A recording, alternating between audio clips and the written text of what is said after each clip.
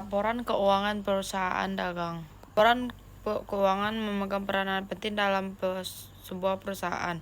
Dengan melihat-lihat angka dalam laporan keuangan, seseorang dapat mengetahui posisi keuangan perusahaan tersebut.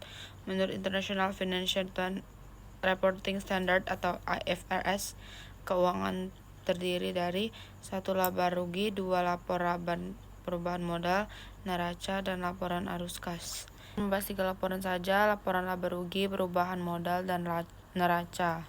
Data untuk membuat laporan tersebut adalah kertas kerja. Nah, ini kertas kerja toko Sembako Raya. Kita membutuhkan 2 kolom, yaitu laba rugi dan neraca. Data itu kita membutuhkan untuk menyusun laporan keuangan. Dagang awal juga membantu untuk menyusun laporan keuangan. Laporan keuangan yaitu pencari penjualan bersih. Untuk mencari penjualan bersih, kita gunakan rumus penjualan dikurang retur dikurang potongan. Jualan sebesar 10.100.000, retur 200.000, potongan penjualan 160.000. Kita kurang, maka penjualan bersih sebesar 9.740.000. Yang kedua itu mencari pembelian bersih dengan menggunakan pembelian, beban angkut, retur dikurang potongan. 5.200.000 ditambah 0 dikurang 300 dikurang 30.000 sama dengan 4.870.000. Lalu yang ketiga, konsep barang tersedia untuk dijual disingkat dengan BTUD, digunakan dengan rumus persediaan barang dagang awal ditambah pembelian bersih. Jadi 5 juta kita tambah 4.870.000 sama dengan 9.870.000. Yang keempat, harga pokok penjualan atau HPP, yaitu dari BTUD dikurang persediaan barang dagang atau akhir. Jadi tadi BTUD adalah 9.870.000. 9.870.000 dikurang 4 juta, 5.870.000. Lalu yang kelima, laba kotor. Penjualan bersih dikurang HPP. Jadi 9.740.000 dikurang 5.870.000 sama dengan 3.870.000.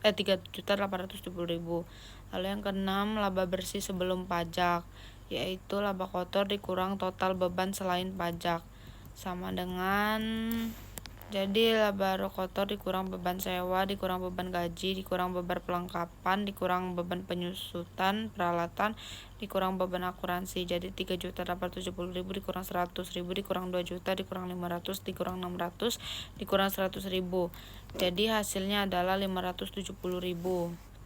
Laba bersih sesudah pajak sama dengan laba bersih sebelum pajak dikurang beban pajak, itu 570.000 dikurang 0, 570.000. Lalu kita buat secara sistematis, itu bentuknya seperti ini.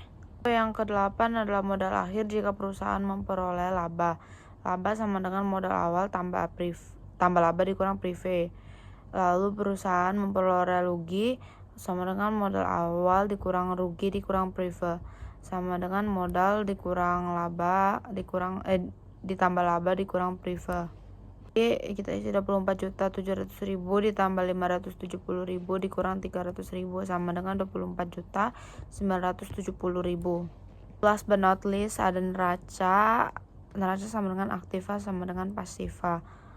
Aktiva itu adalah dan pasiva itu adalah utang ditambah modal. Untuk mencari data tentang aktiva, kita membutuhkan kertas kerja. Jadi aktiva sama dengan kas ditambah asuransi dibayar muka, ditambah piutang dagang, ditambah persediaan barang dagang, ditambah perlengkapan, ditambah sewa dibayar di muka, ditambah peralatan dikurang akumulasi penyusutan peralatan sama dengan 20.220 ditambah 1.100 ditambah 7.300 ditambah 4 juta ditambah 1 juta ditambah 1.100 ditambah 6 juta dikurang 1.600 sama dengan 9.170.000. Cara mencari pasiva adalah total utang ditambah modal akhir. Dengan 7.200 ditambah 5 juta ditambah 2 juta ditambah 24.970.000 sama dengan 39.170.000. 39.170.000. Ini adalah contoh lebih sistematif di laporan. Jadi sekian dari penjelasan saya. Semoga saya sebagai mahasiswa akuntansi bisa mengerti apa yang saya bicarakan. Terima kasih semuanya. Assalamualaikum warahmatullahi wabarakatuh.